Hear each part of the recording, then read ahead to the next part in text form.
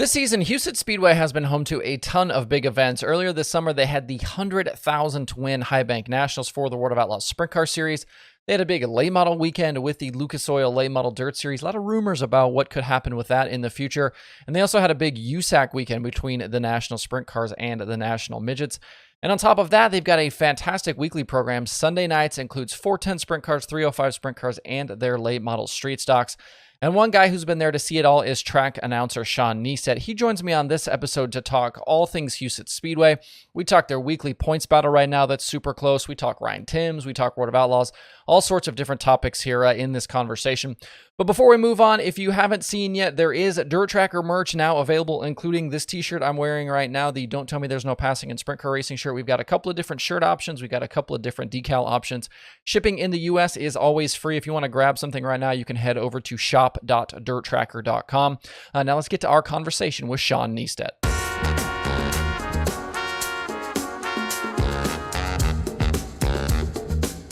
Shawn, I know you from Huset Speedway and all of the work that you do there announcing on a weekly basis, but you actually kind of do a whole bunch of stuff. So for the people that maybe aren't aware of you, run me through kind of all of your racing exploits right now.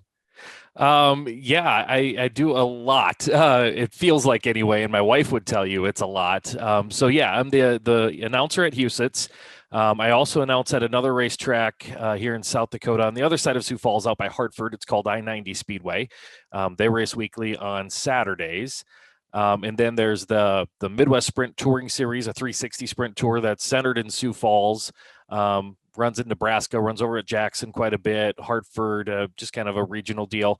I run with that and announce the majority of their shows. And then Austin Lloyd and I split the Tri-State Late Model Series, which is a regional late model deal here, kind of hubbed in Sioux Falls as well. So it adds up to be a lot. Yeah, it keeps me out of trouble. And you do all of this like with a full-time job and a family and all of that too, correct? Yeah, sure do. Married, got a son, an 11-year-old, and so he plays baseball all summer long. So there were a couple days or a couple weekends where I think I did like MSTS in Rock Rapids, Iowa, which is a half hour from my home. I was at baseball, drove down there, drove really early before the sun was up the next morning to where he was playing baseball, was there all day, drove to Hartford, drove home, drove back to the tournament, and then got to Huset's in time. So a lot of miles, but it's all a lot of fun. We're going to get to a whole lot of different topics, and obviously we're going to talk a ton of Husets and sprint car stuff, but I do want to ask about I-90. Just kind of give me the elevator pitch on I-90. That's not a track I know a whole lot about, but just give me like an idea about what happens at I-90 on a weekly basis. It's another bull ring racetrack, bigger than Huset's. It's about 3/10 of a mile. Weekly Saturday show, USRA hobby stocks, B modifieds, the same late model street stocks that run at Huset's. A lot of those same drivers and some others. And then the top class out there generally is the IMCA Race Saver sprint cars. Cool place. I grew up in Hartford. That was my hometown. And so that racetrack actually closed. So we had both of our main Sioux Falls area racetracks closed for a time. That track closed in 2016.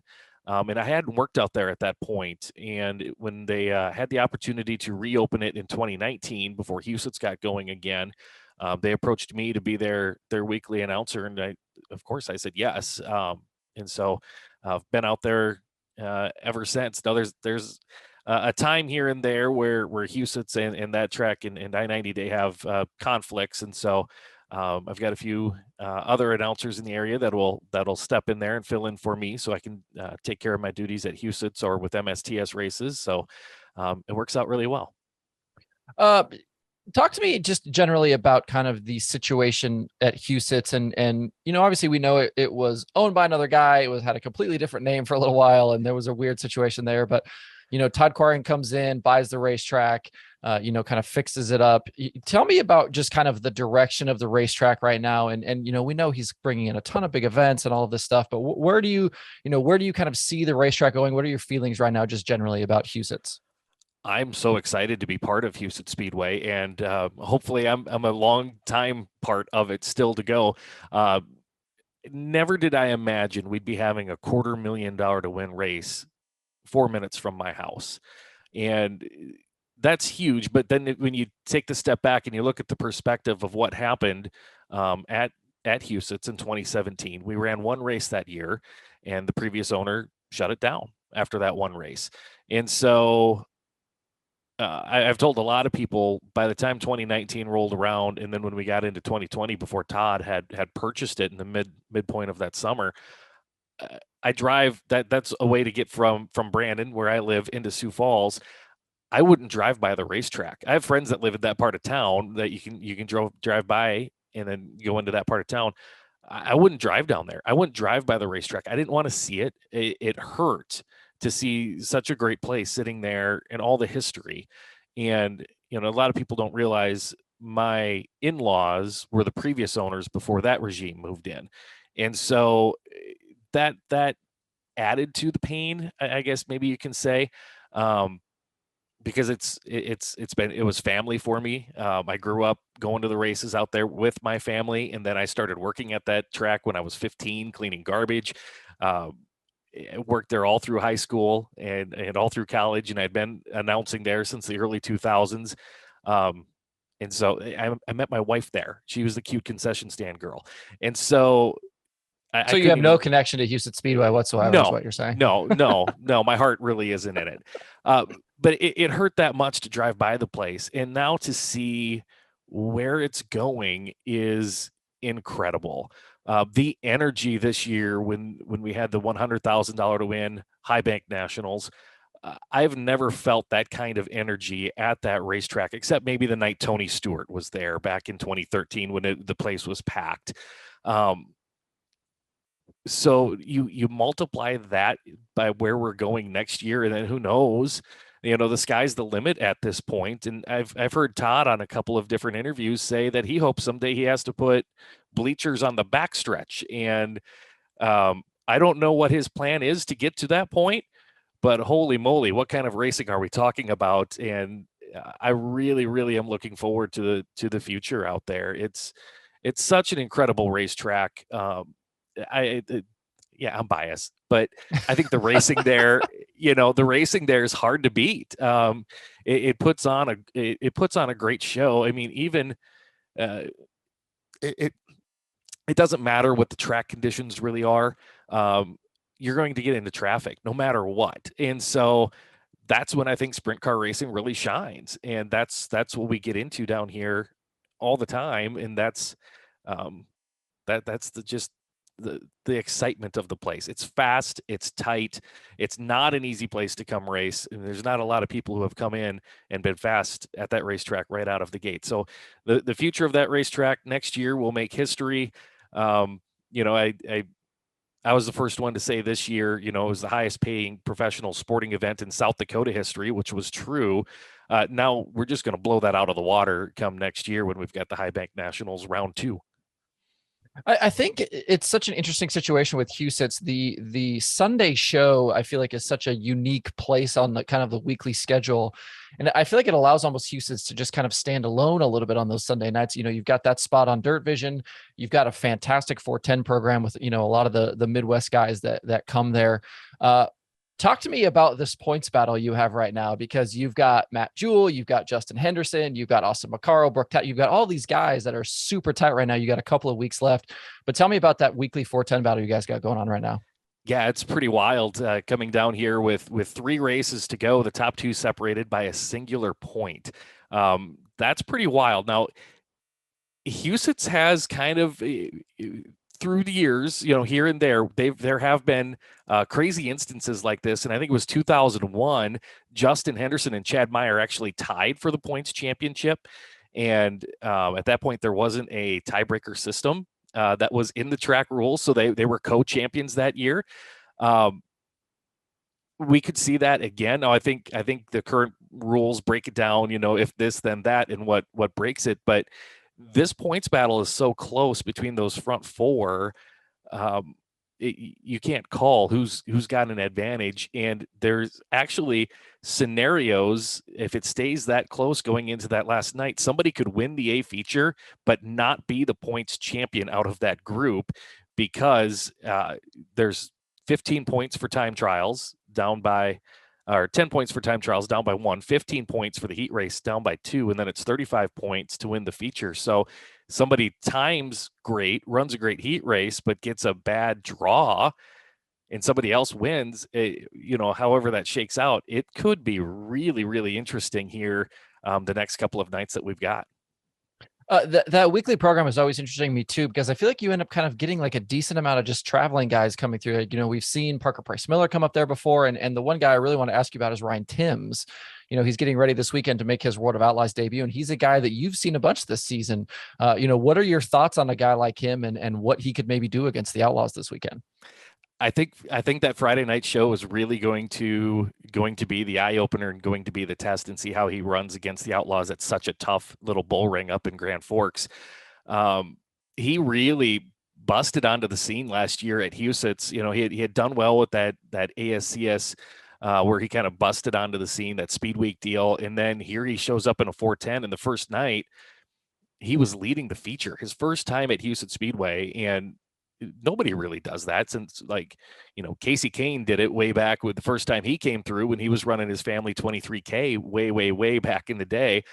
And here he is leading the feature and pulling away from him. And then he had a misstep in turn 3. Well, he came back again at the end of last year and got the feature win. And I think that's when people in our area really took note of him.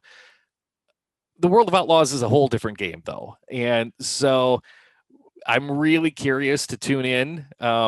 I'm actually announcing a race somewhere on Friday night, so I'll have Dirt Vision on my phone. Let's be honest. So I'm really curious to see how he does with the Outlaws, and Grand Forks is such a unique racetrack. It's such a tight little bull ring up there and D-shaped, and so we'll see how he fares first night out of the gate. I was talking with it when the Outlaws were here with Johnny Gibson, and that is the 16th birthday for Ryan. So if he could win, what a record that would be, that without a serious rule change, it couldn't be broken. Yeah, sure. It could only be tied if for the youngest win with the World of Outlaws. But I mean, you could talk about it. Doing it's another thing, and he's got a chance. But as we see every night when you watch the Outlaws or you go to one of their races, you can be the hottest driver in the country, and then that series will humble you really, really, really quickly. A bad draw for time trials can set you way behind the 8 ball with that group, because everyone is so talented. So it'll be fun to watch. You were supposed to have an outlaw date earlier in the year, and you had this crazy storm come through, cause a bunch of damage. You guys get the damage fixed, and then not end up, then you didn't get to have the outlaw race after all of that work. But talk me through that week. How damaged was the facility? How much work had to go into it to get that place to try to be ready for an outlaw race coming in? It was nuts. It was actually, what weekend was that? Because it was a doubleheader weekend. We had raced Sunday and we were going to race Monday. So it was Memorial Day weekend, and races got done on Sunday night. I think Ryan Timms won, and said good night, everybody. And I closed my computer, left all my stuff set up at the racetrack, which I never do, and went to the bar. And we all had a great time. And early in the morning, we were all leaving and making our way home. And it was, oh, gee, it is going to storm here tonight. And came home, went to bed. Tornado sirens went off, which isn't crazy in South Dakota. It happens. We've got some wild weather up here. Went to the basement for a while, and everything was clear. Went back to bed, and it was about 7:00 that next morning. My phone was just buzzing and buzzing and buzzing, and I'm like, "What is going on? Whoever is texting me, waking me up at 7:00 in the morning, like, what do you need, Mom?" That's kind of what I figured what it was going to be. And I finally picked my phone up and I looked, and it was all this wood thrown around the infield at the racetrack. And I'm looking at it, I'm going, what was on the infield that exploded last night? There's a small concession stand trailer. There are no buildings down there. There's a small concession stand trailer, and the safety crew leaves the trailer down there once in a while. But I'm like, why were these trailers made of so much wood? And then I got the picture of the building that the entire roof had flown off of the very top side of the facility and landed down there. And it was like, whoa. So race director Brian Rubin actually lives 2 houses down from me, so I called him. I'm like, hey, I know you've got stuff at the track too. We better go see what's up. And drove out there, and it was just surreal, just to see that really awesome building that's on the top of the grandstands. The roof was gone, light pole is down, fence is down, and so I had a couple friends from other areas who called me, and they were like, well, they called, and I'm like, yeah, the racetrack's torn up there. Well, I don't care about the racetrack. How are you? Fine. So then we got, then we talked about the racetrack, and a lot, I had multiple people tell me, like, you guys are done. Your season's done. See you guys in 2023. Forget it. And Todd was out there that day, and Doug Johnson, the general manager, was there, and Taylor Queering, who does a ton of work all around the racetrack, he was out there, and you could just kind of see like they were thinking. And there was talk of, well, we can flip flop the Jackson Nationals and the High Bank Nationals. We'll run Jackson, and then we'll come back. Maybe Huset's will be ready in August, maybe. And it was kind of like, okay, well, that'd be great if we could get back open by August, right after Knoxville. That would be really cool. And then kind of, storms are rolling back in. We all kind of left, and then we got a text message, hey, can people, anyone able to come help clean up some stuff? They just wanted to get whatever was salvageable out of the top part of the building out of there into storage before more storms rolled in. And so, a bunch of us were out there, and we kind of cleaned that up, and kind of went to bed that night thinking, like, this is probably it. Going to be a long time before we go back out there. There's a lot of work to do. And was actually tuned into the World of Outlaws show when Johnny Gibson made the announcement that, hey, not only are we going to Huset Speedway this summer, we're going next week. And Huset's is running, and I just got that word from Todd. And I think as he was announcing it, I got the text message that said, be ready. And I had goosebumps. Like, it was like, oh, cool. We're going to race. And then it was like, what, how? Wait, how? How in the world are you going to do this? The building, there's insulation all over the grandstands. There's stuff hanging in the fence of the racetrack. Part of the fence is down. How in the world are you going to have a facility ready to host something like the World of Outlaws in a week? And they did. They had it ready to go. And then Mother Nature, had some other plans, but ruined it. It really shows, the kind of resolve, first, the resolve that people around this area of the country have, when it comes to things like that. You roll up your sleeves and you get the job done. And that's the kind of guy that Todd is. He's let's do it. Is it possible? Yep. Well, then do it. And so that's exactly what they did. And they were ready to go, but yeah, a little bit of rain that afternoon, and it was one of those mists that just wouldn't quit.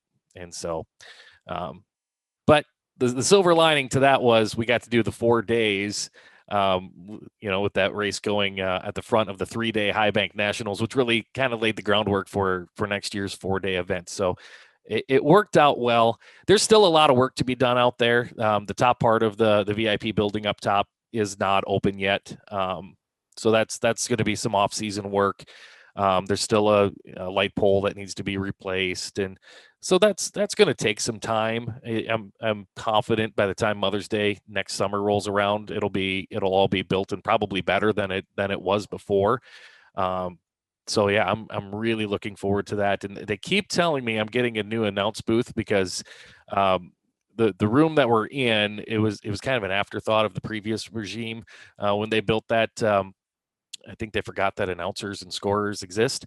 And so they took a VIP room, split it in half. And the best description I've had of it was Wade Onger came in, and in his perfect Australian, he told me, he's like, you announce from a phone booth, mate. And so that was the best description I have of that room. But I have no doubt that everything will be better next year than it was even before that storm this year.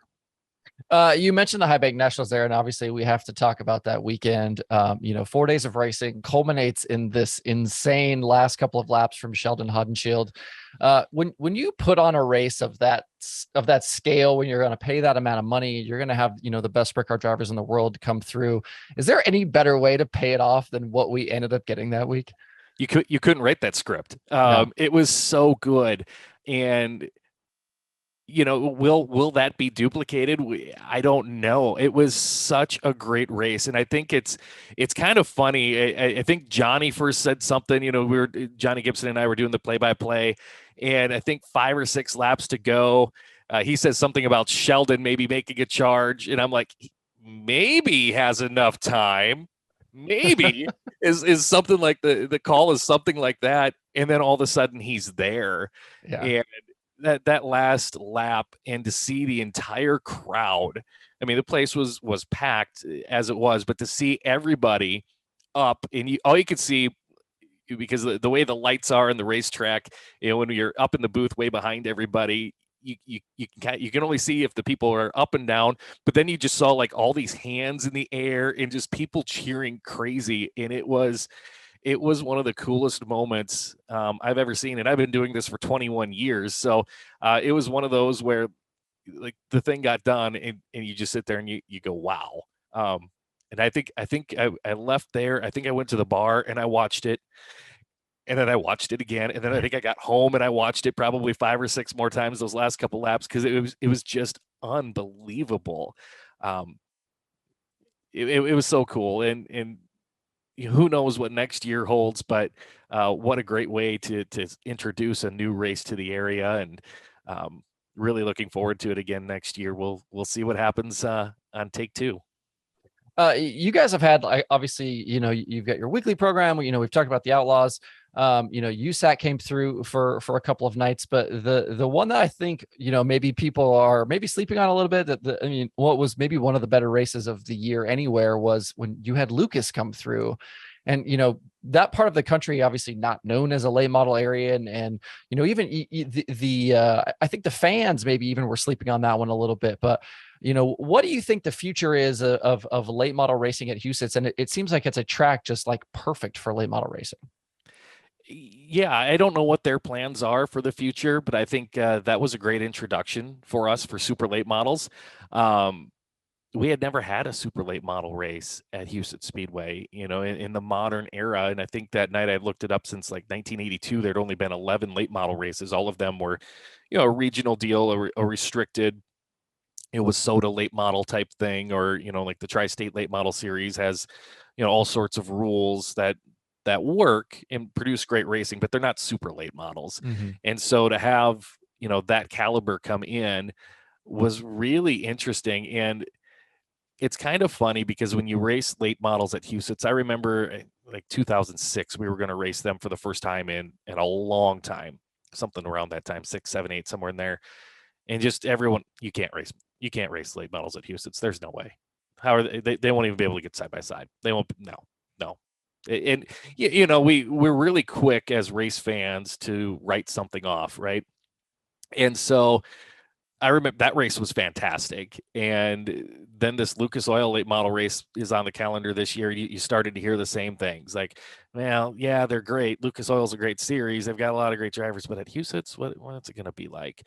And then boom, it was a home run. Great Fantastic, fantastic racing all the way through that show. And I remember I took they do a thing, James Essex asked me, who you taking, and I think I picked Ricky Thornton, who was starting 8th, and it kind of got a look like, really? And then here he is up there challenging for the lead, and then he finally used his car up in the concrete after hitting the wall 57 times or something like that, and it just ended up being a great night of racing. And you left there after that one going, yeah, this isn't not just possible, but great racing is possible. And that one, you really got to give a lot of credit to the track crew on how they prepped the racetrack that night. They didn't allow it to be heavy and build that cushion in the middle. They knew what they were doing. And there was some people kind of looking around during time trials like, well, they're not that fast, what's going on? It's like, no, this isn't, time trials aren't the end of the game here. Mm-hmm. nobody goes home and says, hot damn, those were the best time trials I've ever watched in my life. That feature was single file and nobody passed, but man, time trials were exciting. Nobody ever says that.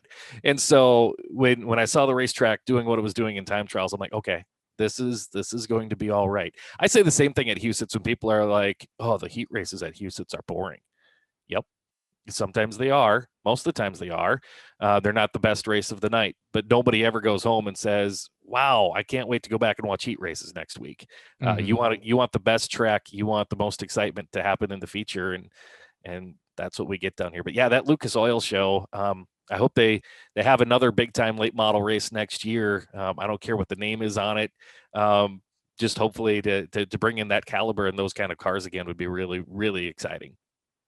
From your perspective, you obviously do a lot of sprint car stuff. You know all of the names, all the guys.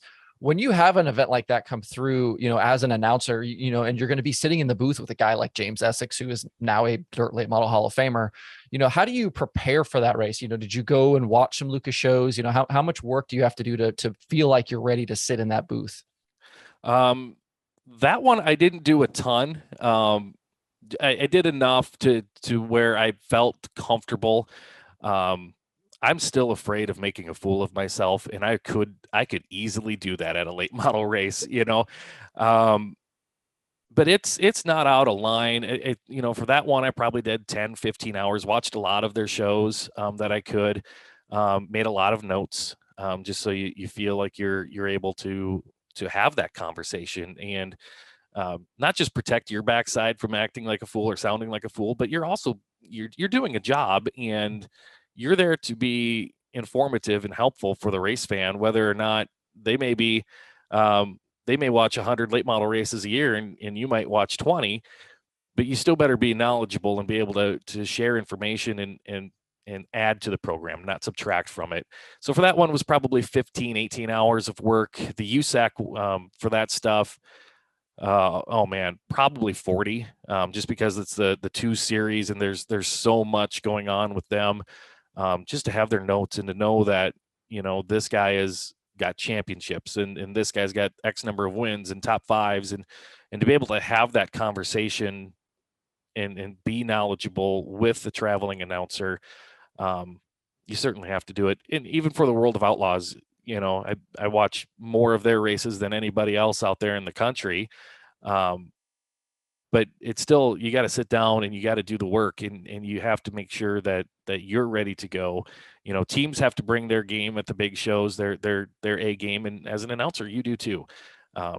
Yeah, I'm terrified of sounding like a fool. We all slip up, right? All of us announcers will say the wrong name or a wrong number or something like that at times. But, I take a lot of pride in the homework that I do, not just for the weekly shows, but also for the big shows that, whether it be Johnny Gibson or James Essex that sits down next to me, that I can have that intelligent conversation with them and go toe to toe with them because they're the best at what they do.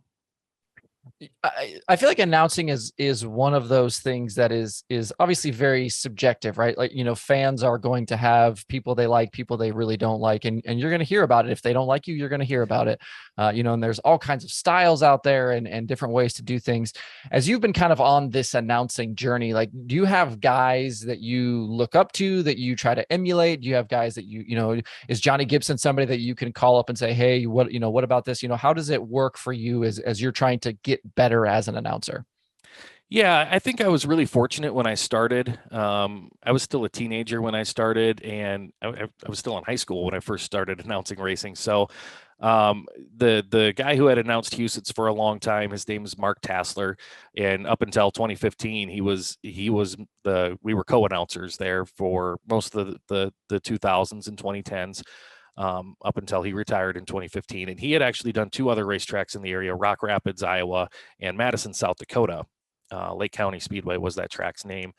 And it just so happened there was a night where Huset's in Lake County, which was run by the same family, they were racing, sprint cars were at Huset's, and it was a stock car show only at Madison. And he needed someone to fill in. He couldn't be at both. So I said, great, I'll try it at Madison. And I think it was 18.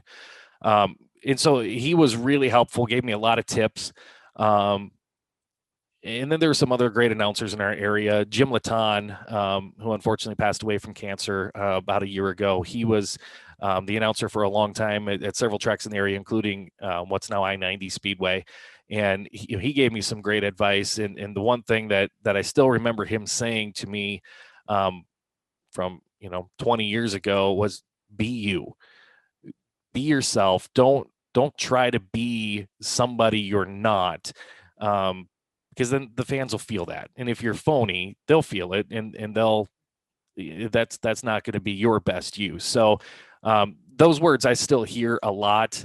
So I'm not I'm not the jokester announcer that's going to use it as my open mic night to test out my new comedy series or whatever. I might crack one here and there if it's appropriate, but I'm pretty straightforward. But that's kind of who I am. And so that's the greatest advice I got when I started was be you, be prepared, and do your work. Mark would always say, work your plan your work and work your plan. And so, I've become a spreadsheet guy. I've got All the spreadsheets.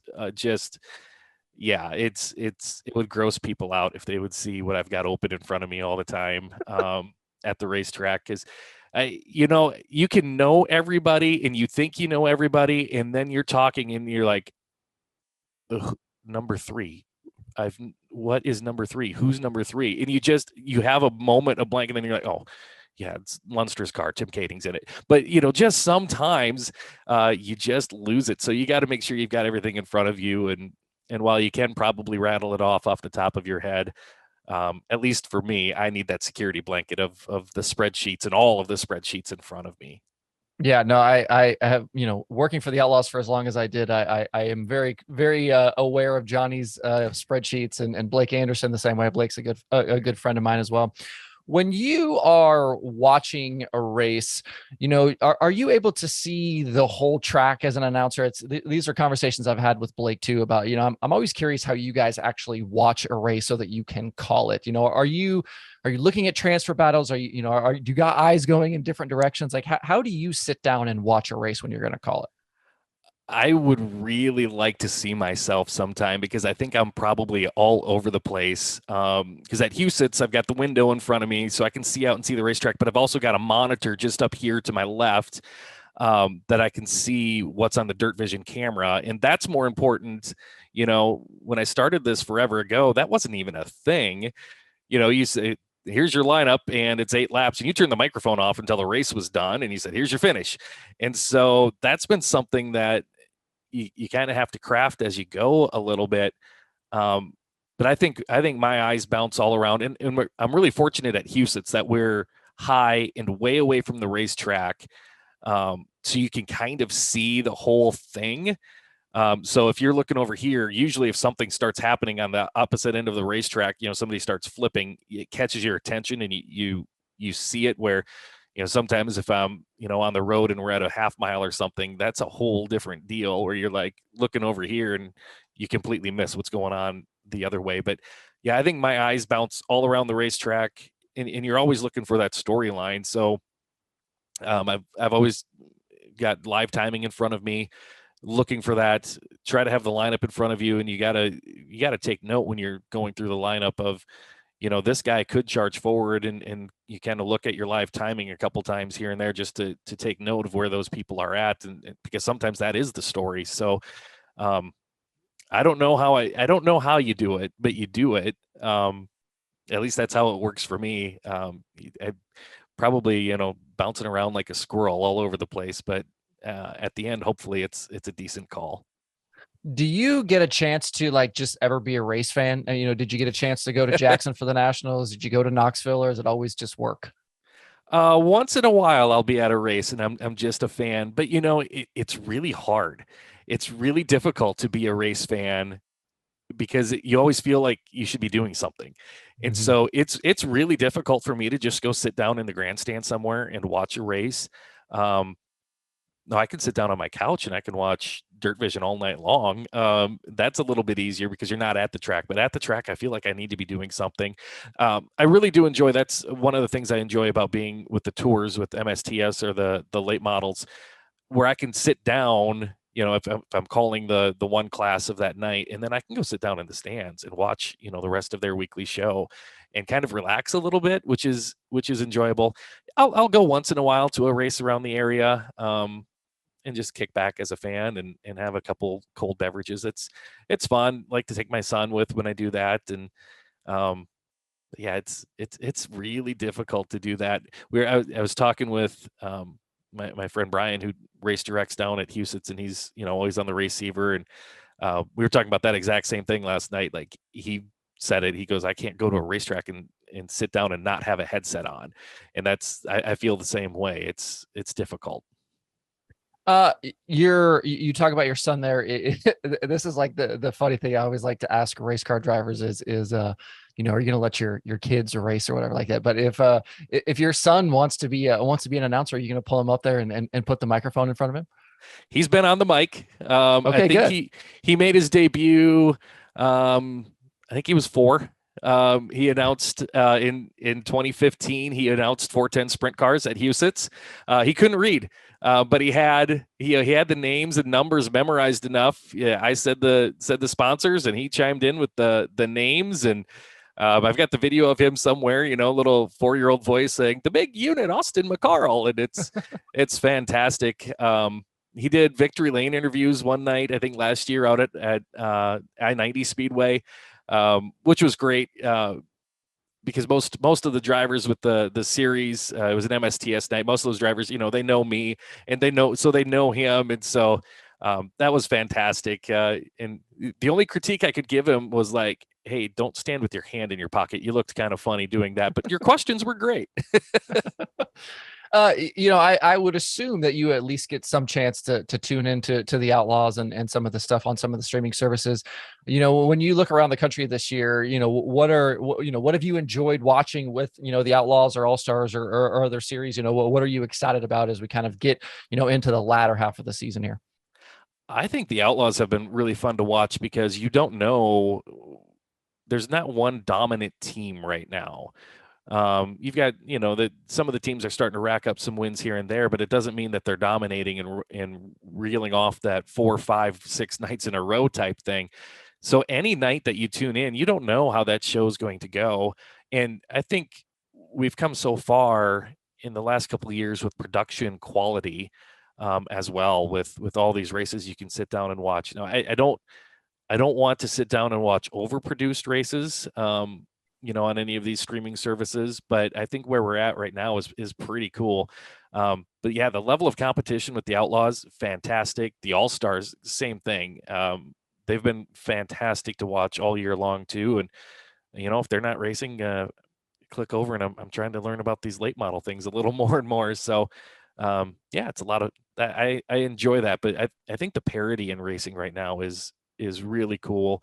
The money that's out there in racing this year, the late model side has been insane, the money that's out there, but we're starting to see that more and more in winged sprint car racing, and the storylines that are out there that have been fantastic with, unfortunately getting hurt now, but Parker Price Miller coming back from his battle with cancer. I mean, how fun was that, to see him come back and triumph? And how inspirational was that? That was really a great storyline, and watching Shark Racing really come into their own this year, and Jacob Allen to get those wins, and his speech at Knoxville. I mean, you might as well write that on a wall somewhere in a locker room or something to go and inspire an entire team. So, that's been really cool, and it's really enjoyable for a guy like me that I've never been to Pennsylvania, but I feel like I know quite a few of their drivers are at Attica. I just enjoy being able to sit down and watch sprint car racing almost any night of the week. And that was cool starting around the country, a little less of that weekday stuff, but sure is a lot of fun to be a sprint car fan in this day and age. I'm curious that you look around kind of the Midwest, and when you talk about the major sprint car areas of the country, you're going to talk about California, you're going to talk about Ohio, Pennsylvania, and the Midwest. who are some, maybe young drivers that are racing between Knoxville, Huset's, some of those tracks, around there that, are names maybe we could see kind of pop up. We talked about Ryan Timms, but, you've got like, the Macedos coming out of California. You've got, various guys, Brent Marks and Anthony Macri coming out of Pennsylvania right now that are winning everything. Who are those next guys that you think are going to kind of come out of the Midwest and join kind of the national ranks? Well, I think what's really fun to watch right now in our part of the country is our IMCA sprint car program. Um, if I said rookie of the year contender every time somebody was pushing off that was a rookie in that class, that's all I would say in a night. So, and they're 14, 15, 16 years old. Pretty cool experience that they're all getting, and have the opportunity to race those IMCA sprint cars at Huset's is really fantastic. Kobe Workmeister is one of those rookies at Huset's. Teenage kid coming out of winged carts, got his first win here at Huset's a few weeks ago. He's been a lot of fun to watch. Cole Vanderheiden out of Nebraska, been running up here, been running down at Eagle. He's been a lot of fun to watch too. So I'm curious to see where they go in the coming years, if they want to continue to pursue that next level stuff. And we know that it's a mountain to climb to go from IMCA sprints to 410s, right? They're sprint cars, but that's about where the comparisons end. Mm-hmm. So they've got a long ways to go on their journey, but I think they're off to a really, really, really great start.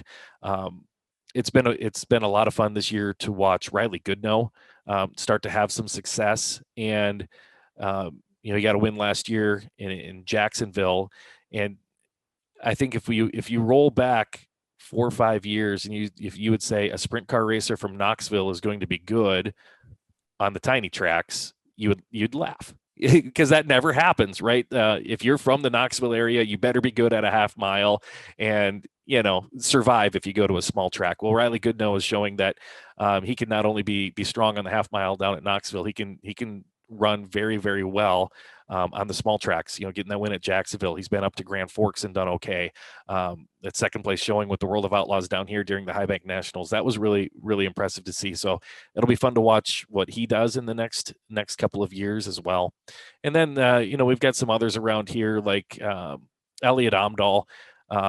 He's not out there with World of Outlaws type equipment, but to see him showing up every week in his family owned 51A and learning, he tried to do it in 2021. The engine program wasn't there.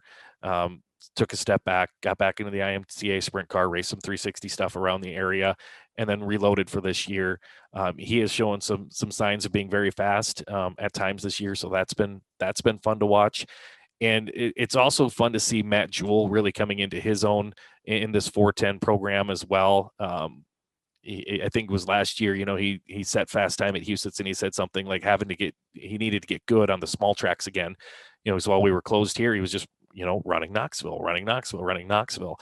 And so to see him, and he's got a crew chief in John Cressman that not only knows how to turn the wrenches on a sprint car, but also I think they have to be pretty good friends, because John's going to be, as a former racer, he's going to be blunt and honest with you. Like, man, you cheated that cushion getting into one, and it cost you time. And John knows that stuff. So I think that's been very, very helpful for that entire 09 team. So if they can, no matter where they end up in the points this year, it's going to be a successful year for that crew, and we'll see where that springboards them into next year too. Well, I appreciate the time today. Last question before we go. Give me the for those fans that are going to be watching, listening to this, that maybe haven't been to Huset's, maybe aren't super aware of Huset's. Why should we tune in? Why should we come visit the Huset Speedway? Tune in, and it'll most likely speak for itself. It's a really cool racetrack. Sunday nights, if you're not from the area, tune it in on Dirt Vision and watch the racing. Everything from the late model street stocks, and if you haven't watched them, you're going, what in the world is a late model street stock? Just watch. You'll figure it out. But they put on great racing, and it was so fun last year, talking with the guys. We'd get done with the broadcast, and the production people back in North Carolina, we'd be talking about Corey Yai and Zach Olivier, and I'm like, how do people in North Carolina know these local racers in a stock car class? But the fantastic racing with them. And then just to the tight bull ring, but fast and close action that Huset Speedway provides is really, really hard to duplicate. And we're really blessed in our area to have it. And if you haven't been there, no better time than to come out and check out that High Bank Nationals next year. 4 days in a row, $250,000 to win on the final night. It's going to be a blast. So I love it. And it's a great town. Come to Brandon. We've got it's a fantastic little town. Just don't speed when you're driving through our town. Well, Shawn Neisteadt, I appreciate the time today. Oh, it was my pleasure.